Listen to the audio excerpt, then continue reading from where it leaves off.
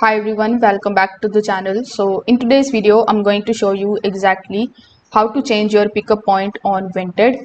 So first of all, if you haven't placed any of the orders yet, you can just simply come here on vinted.com and then you can select your item.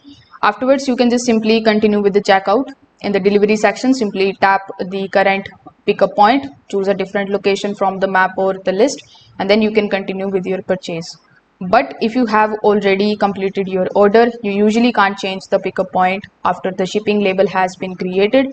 Vinted doesn't allow the pickup location to change once the order is in the progress. So if you select the wrong pickup point, the best option is to basically contact the seller before the item is shipped.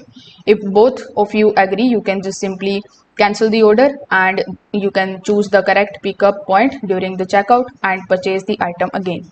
So if this video helped you out, make sure that you like this video and subscribe to the channel. Thanks for watching.